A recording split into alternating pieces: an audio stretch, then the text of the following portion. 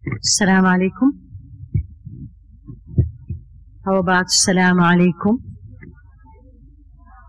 Alhamdulillah. Bismillah walhamdulillah. Wassalatu wassalamu ala rasulillah wa ala alihi wa sahbihi wa man walah.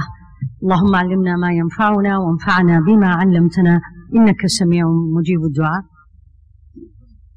اللهم إني أعوذ بك من علم لا ينفع وقلب لا يخشع ونفس لا تشبع ودعاء لا يسمع ربنا لا تزغ قلوبنا بعد إذ هديتنا وهب لنا من لدنك رحمة إنك أنت الوهاب رب اشرح لي صدري ويسر لي أمري واحلل عقدة من لساني يفقه قولي. I just made a dua for those of you who don't know Arabic, that Allah subhanahu wa ta'ala teaches us a beneficial knowledge, but more importantly is actually make us benefit from the knowledge, the beneficial knowledge. Then inshallah we are going to be all learning. And I always ask Allah subhanahu wa ta'ala a refuge in Allah to protect me and protect us all from a knowledge that is not beneficial, from a heart that does not surrender to Allah subhanahu wa ta'ala, from a nafs, us, that never has enough. And may Allah subhanahu wa ta'ala make me speak what pleases Him. I didn't come to Lagos not because I don't want to come to Lagos. It's actually, we had a women conference last week, and this was planned about 6 months ago, so it was very hard not to go on with the program. And Alhamdulillah Rabbil Alameen, Allah made me arrive here. It's actually 24 hours exactly. I landed yesterday morning. It's a pleasure to be here. One of the first things I noticed, the people of Nigeria, that always they smile. And this is really nice. And they don't make it, they don't fake it. It's natural. And this is something really good. May Allah subhanahu wa ta'ala keep it. Because that's a sign that you are pleased with Allah subhanahu wa ta'ala. Regardless of whatever Allah subhanahu wa ta'ala tests us. And I'm sure there is tests here, like there is tests everywhere in the world. You still keep your smile. And keep it. And may Allah subhanahu wa ta'ala give you more. Before I start my talk, I want everyone, let us not forget our brothers and sisters in Gaza. As you all know, yesterday was the first day they slept without bombings, without death, without suffering. And this is not something easy unless you've lived such experience. You will not really feel what they are going through or went through. And I've spoken about it many times, but it's a good idea, and reminder always benefits the believers. We actually did what we can do to help them, but I would say, and I don't know who's hearing me from them, I personally learned from them a lot. I learned from the woman of Gaza, what does it mean to be a faithful person, a woman of faith. I learned from the men of Gaza, what does it mean to be grateful to Allah. It is extremely mind-blowing to see again and again and again and again different people, ages, women, men, children, in the middle of the rubbles, lost beloved ones, lost everything they have, and nothing comes out of their mouth other than Alhamdulillah. What a faith they have. What did Allah give them that He didn't give me or us? It's something really for years, if not generations, we'll be speaking about that. As they taught us, the least we can do is remember them. Yes, in dua, any other way we can help. But more importantly, two things. Let's go back to Allah and become these servants He wants us to be. And let us, don't forget them, of course, in your dua. And may Allah subhanahu wa ta'ala make this truth that it is supposed to be for 4 days, forever, Ya Rabbi Ameen. So the question behind me is what I was asked to talk about. And I'm going to ask you, I know it's a big crowd, but maybe I can hear some of you. And the question to everybody, do we really have a role in this changing world? Yes or no? I want to hear it. I hear only the woman's side. So you all agree.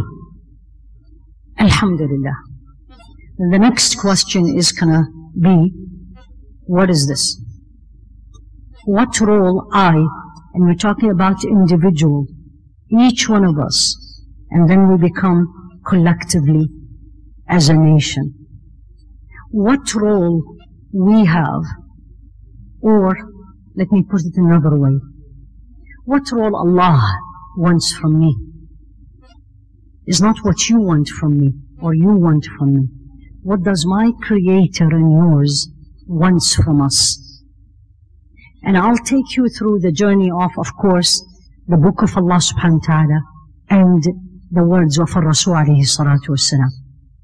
So basically, Allah subhanahu wa ta'ala said in a verse that I have no doubt most of you are aware of. It's in Surah Ali Imran, chapter 3, and the verse is 110. Allah said the following. I'll say it in Arabic for the barakah of the Quran, and then I'll translate it. كنتم خير أمة أخرجت للناس تأمرون بالمعروف وتنهون عن المنكر وتؤمنون بالله ولو آمن أهل الكتاب لكان خيرا لهم منهم المؤمنون وأكثرهم الفاسقون. This is what Allah is saying. I want you all to give me your heart before your brain. Because there's verses in the Quran, I really have to feel it.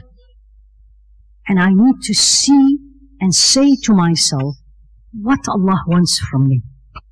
The Quran is talking to you and me. It's not something just to read and have the barakah and the reward. It's a manuscript for me and you to change the role. And He said, Subhana, Kuntum khayra ummah. You were the best nation that has been sent linnas, to people. Question for everybody, and I want to hear an answer. Are we the best ummah? Yes or no? All the time? Categorically? Don't we sound arrogant? Alhamdulillah, everyone is thinking. That's what we need. This khayriyya, as they say, this description of being the best is not because I am a Muslim. Is not because I am a believer. Otherwise He would have said it. Subhanah. He said the three conditions, and I'll translate in a second. He requires, Subhanah, three things from all of us to qualify for this khayriyya, to be the best people. So, kuntum khayra ummatin ukhrijat linnas. You were the best people sent to humanity. Why, Ya Allah? Because I was born in Africa, because I am from Nigeria, or because I come from the United States. No. Has nothing to do with this. تأمرون بالمعروف. You enjoin good. وتنهون عن المنكر. And you prevent or avoid evil. وتؤمنون بالله. And you believe in Allah. And I am going to focus on the first two because it's related to this, to the question. What does it mean that I enjoin good and I forbid evil? And I kept saying I or you. I am not talking about the collective one. The collective one is not my duty and yours. Here is me as one person. The most important thing, or let me ask you this, who's the most important person that I need to apply this verse to, change them, enjoy good and prevent evil? Who's that person? Is one person. All of you are thinking. Who's that person? Me. Me. If I do not apply this on me, I am not going to be able to do it. Neither inside my family, in my own extended family, in my neighborhood, at work, nationwide. What does that mean? Allah subhanahu wa ta'ala said in Surah As-Saff at the end of the Quran, يَا أَيُّهَا الَّذِينَ آمَنُوا لِمَ تَقُولُونَ مَا لَا تَفْعَلُونَ كَبُرَ مَقْتًا عِنْدَ اللَّهِ أَن تَقُولُوا مَا لَا تَفْعَلُونَ. Hey believers, oh you believers, this applies to everybody in this room. Why do you say what you don't do? كَبُرَ مَقْتًا عِنْدَ اللَّهِ. It is very hated. One of the biggest things that is hated to Allah, that you say things and you don't do it. Give you an example. How many of you tell your children, did you pray? Very common question all over the world. I've heard it more than once. The child, especially if he or she is teenagers, they look back and says, did you? Did you? So the first step to change, for changing, to have a role on this earth of changing, did I change? Am I a person who tell myself, do this good thing that Allah wants you to do, although I don't want to do it, I don't like it, it's too hard, it's too complicated, nobody else is doing it, why should I? Am I a person who, when I want to do something and I know for sure is not pleasing to Allah, I am going to control myself? I'm going to say, don't do it, that's not pleasing to Allah? Or I am going to say, just this time, it's okay, tomorrow I'll change. So the first step in the role, and we all agreed we have a role, is me changing me. Meaning, I want to see hands. How many of you in this room, again, brothers and sisters, say, I am the servant that Allah put on this earth, and when He is looking at you and looking at you and looking at me, He will say, this is my servant. How many of you can raise their hand, her or his hand, confidently and say, this is me? You are an honest audience. And I didn't raise my hand too. Alhamdulillah, then I can change. Once I change, I'm changing the other. I will be able to change the other. So the first thing we agreed, all of us, we do have a role. We should have a role. We have to play that role and practice that role. Otherwise, He's going to ask me, when I am going to have this private interview with Him, and He's going to say to me, I put you on this earth. What did you do with it? I made you live 40, 50, 60, 70, whatever Allah wills. What did you do with it? How did you serve me, Him, Subhanahu? So that's the first thing I want everyone to remember. There is obstacles why I am not doing it. And the first and the biggest one, especially in this day and age of the globalization. Now I'm talking here, there's a good possibility somebody in the United States is hearing me immediately. And when I give a talk in the States, many of you hears me. So there is no borders anymore. And that's why we have a lot of obstacles to change, to be the Muslim Allah wants me to be. There's a verse in Surah Al-Ma'idah, I love it. It keeps me going, is how I say. Keeps me going in this day and age. Allah subhanahu wa ta'ala says, يَا أَيُّهَا الَّذِينَ آمَنُوا يَا أَيُّهَا الَّذِينَ آمَنُوا عَلَيْكُمْ أَنفُسَكُمْ لَا يَضُرُّكُمْ مَنْ ضَلَّ إِذَا اهْتَدَيْتُمْ. Allah is saying this to you and me. يَا أَيُّهَا الَّذِينَ آمَنُوا, O you believer, take care of yourself. Worry about yourself. لا يضركم من ضل. The people who are going astray, they will not harm you if you stay and you keep going as a guided people. What does that mean? In my role to change the narratives, I'm going to have a lot of obstacles. You all agree with me. One obstacle is me, and one obstacle is you, meaning the people around me. And one big obstacle is what we are being fed day and night on the media, on the movies, and everything else. How do I stay going? How do I stay strong? This verse, worry about yourself. Work on yourself. Don't worry about the others. That doesn't mean leave them, but don't let them change you. My role is to change people, not them changing me.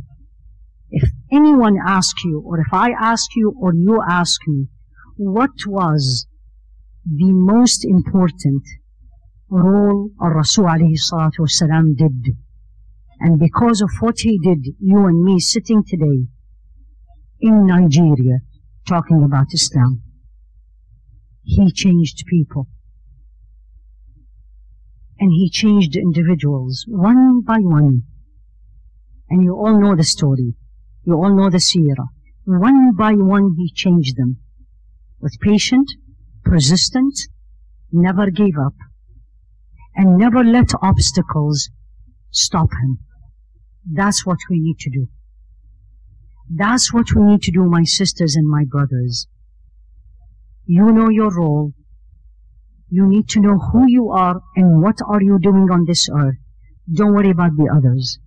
I don't want to hear, look what other Muslims are doing. He's not going to ask me about that. He's going to ask me about what I did. The fact you don't change, the fact you continue to be the Muslim Allah wants you to be, you will affect others. It's contagious. Evil is contagious, but also goodness is contagious. So don't change. Stay who you are. My beautiful sisters, I love the dress code I have seen so far in Nigeria. It's beautiful. Don't change it. It's beautiful. It's Allah pleasing. Keep doing it. I don't care if the rest of the world will look at you. If I'll take you with me to the States and I'll take you to a shopping mall, you are with me, we will be the only two people dressed the way we are dressed. I remember this hadith of Rasulullah when the time of Salah comes in and you are in the mall or you're at work and you're the only Muslim, and there's so many stories, I can share it with you all. Get up and go for Salah. You'll be the only one. But remember this hadith. بدأ الإسلام غريبا وسيعود غريبا كما جاء فطوبى للغرباء.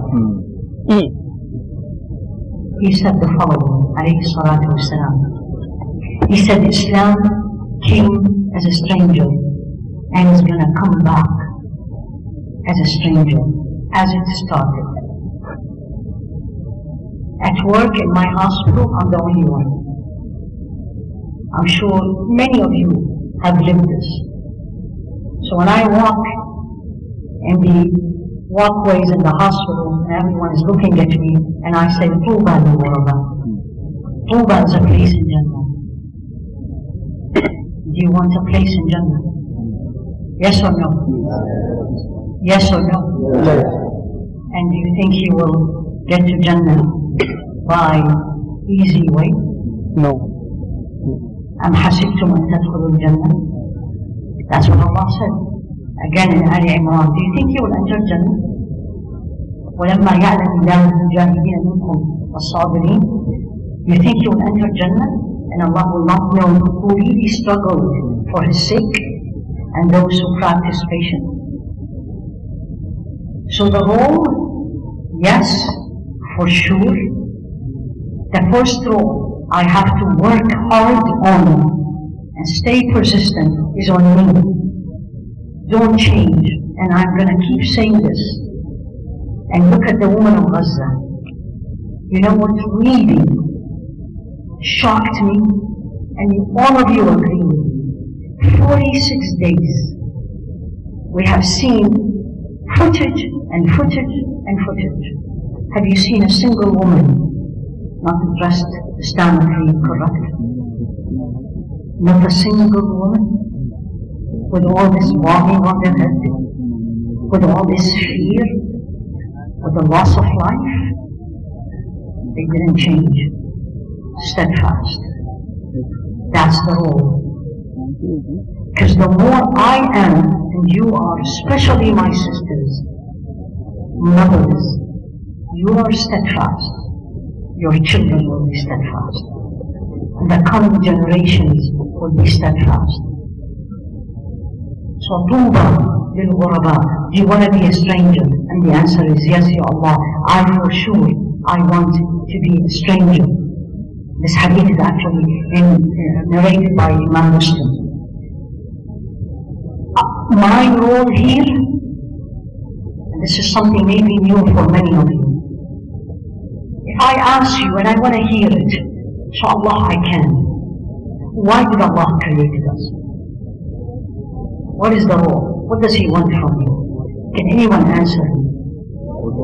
To worship Him. I knew you were going to say that. Right? Yeah, you're right. But not 100%. وَمَا خَلَقْتُ الْجِنَّ وَالْإِنسَ إِلَّا لِيَعْبُدُونَ. That's the verse, Surah Al-Dhariyat at the end.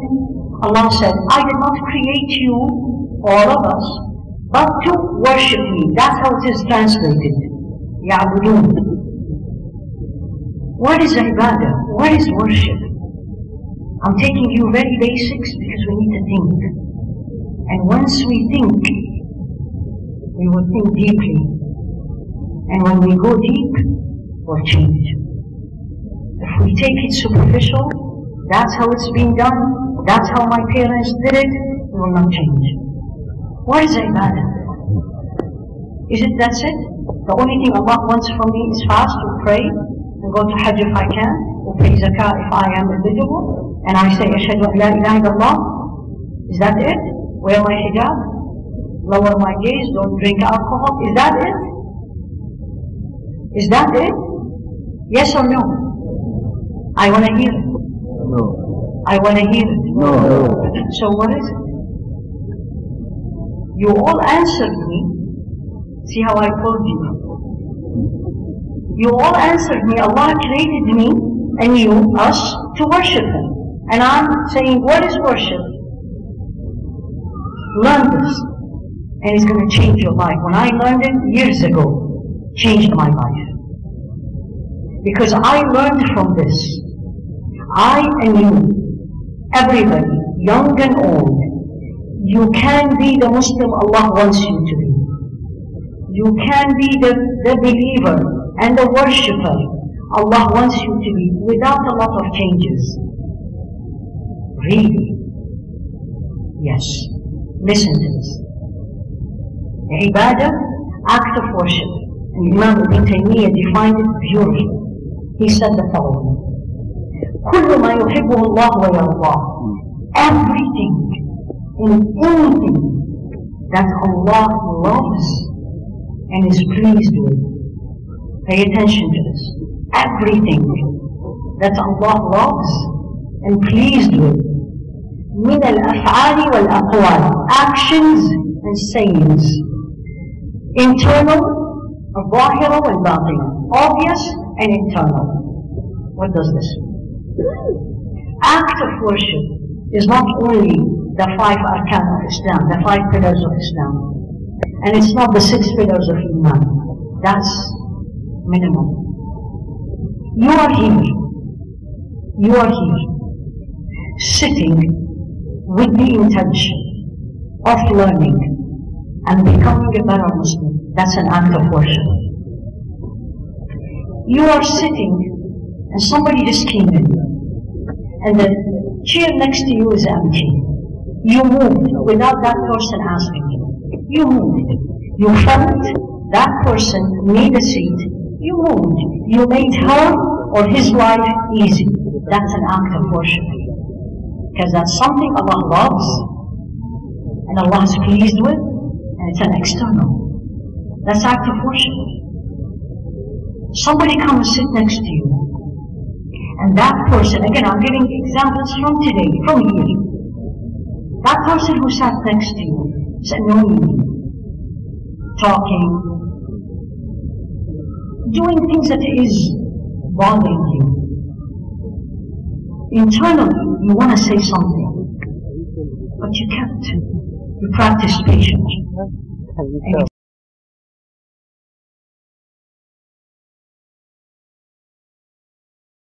From here, that person who sat next to you was annoying you, talking, doing things that is bothering you. Internally, you want to say something, but you kept. You practiced patient. And you turn to Allah and says, Ya Allah, please make this person help me to learn. That's an act of worship. You go out in the streets and you drive by the speed limit. And you're going to say, speed limit? Yes. That's an act of worship. Speed limit? Yes. Because you're following the rules of the country. And following the rules is something pleasing to Allah, as long as the rules is pleasing to Allah. That's all acts of worship. You didn't do anything extra. It's your daily life. You ate. Plate. They put food. And you were not very hungry. And you put the food. And then you say, I'm done. Then you say, no, no, no. Allah does not love those who waste. إِنَّهُ لَا يُحِبُّ الْمُسْرِفِينَ. He doesn't love those who are wasteful. Therefore, I'm going to keep eating, or I'm going to take it with me. Either I'm going to take it home, or I'm going to give it to somebody. That's an act of worship. The bottle of water. I've seen a lot of bottles here. You drank, and it's a big one, half is left. And most of us will leave. You're going to come back, and you're going to pick all these bottles of water. Doesn't matter who did it. I'm going to take the reward. And I'm going to go out, it's a hot country, and I'm going to give it to every plant outside. And I'm going to make sure this bottle is going to go for recycle. That's an act of worship. What role we have. And how many roles we are not doing. So how I'm going to change the narrative?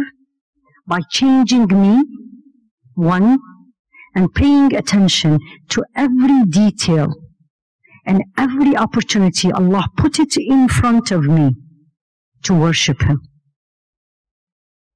I hope this is clear for everybody. Yes or no? Alhamdulillah.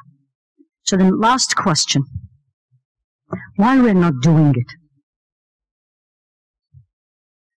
Why we're not? Now I can, at least the faces I can see from here, you're saying, well, this is easy. Why didn't I think of it? What is the big deal? You know what? At least two issues. Number one, and correct me if I'm wrong. I would love to learn from you. Number one, we're too busy. And I'm sure Nigeria is like any other part of the world. Busy. Or in the Islamic terminology, we are ghafilin. We're heedless. True or false? I want to hear it. And what's al-ghafil? The person who's heedless. What does that mean? Simple things. Most of us, if not all of us, and I am number one, I am not going to say I am not. We think we're living here forever. We don't think, if I ask you, are you going to die? Yes. But we act like we are living here forever. True or false? Give you an example. And I'm going to give the example from Nigeria. If you live in Lagos, that's where you were born, that's where your family, that's what your work, everything is there. And they just send you for 3 weeks to Abuja for a work or visit a family. Will you build a house in Abuja? Yes or no? Why not? You're going to say to me, if I do it, are you out of your mind? What are you going to do with it? You're leaving it. It's not your home. It's not your abode. And what is this life? وَمَا الْحَيَاةُ الدُّنْيَا إِلَّا مَتَاعُ الْغُرُورِ. Allah said this in Surah Al-Hadid, the iron. What is this all life but the amusement of deception? How long we're going to live here? How long? 100, 200, and then we're heedless. We focus on our daily life. I woke up, what am I going to have for breakfast? What is for lunch? The kids are going to school, work, family, vacation, all these things, halal. But it's a huge distraction. Allah said also in Ali Imran, زُيِّنَ لِلنَّاسِ حُبُّ الشَّهَوَاتِ. It has became beautified to people, the love of shahawat desires. And Allah put them one after the other. مِنَ النِّسَاءِ, women, وَالْبَنِينَ, children, وَالْقَنَاطِيرِ الْمُقَنْطَرَةِ, the heaps, مِنَ الذَّهَبِ وَالْفِضَّةِ, collecting gold and silver, وَالْخَيْلِ الْمُسَوَّمَةِ, certain kinds of horses which has a certain marks, white marks, which is very expensive. وَالْخَيْلِ الْمُسَوَّمَةِ وَالْأَنْعَامِ وَالْحَرْثِ. Al-An'am is business, wal-Harth is business. That time was a certain business, now it's a certain business. ذَلِكَ مَتَاعُ الْحَيَاةِ الدُّنْيَا. This is the amusement of this life. Then you're all going to say, well, yeah, of course I love my children. Of course I love my career. Of course I love my house. What is wrong with my business, right? Yes? See what Allah says right away after. In fact, Sayyidina Umar, when this verse was revealed, it was revealed in Medina. And says, Ya Allah, now finally we got the dunya. Now you're telling me this dunya is all mata'ul ghuruz, deception? See what Allah said afterward. قُلْ أَأُنَبِّئُكُمْ بِخَيْرٍ مِّن ذَلِكُمْ. Do you want me to tell you something better than all this? The car, the jewelry, the children, the home, the vacation, the dreams we all want to have and we dream of. قُلْ أَأُنَبِّئُكُمْ بِخَيْرٍ مِّن ذَلِكُمْ. Can I tell you? And see what he said. جَنَّاتٌ لِلَّذِينَ اتَّقَوْا عِنْدَ رَبِّهِمْ. To those who have taqwa of Allah. Allah conscious. Allah is in their daily life. Allah is in their plan. Allah in their to-do list. What am I gonna get, Ya Rabbi? Jannatun tajri min tahtiha al-anhar. Gardens, jannat, rivers flow under. Okay, but that's not it. And especially in this verse. وَأَزْوَاجٌ مُطَهَّرَةٌ. And spouses that are pure for both genders. Now remember what we love from dunya. And he said this is nothing. Woman, children, wealth, business, that's nothing. I'm going to give you way better. Jannat, but add to it.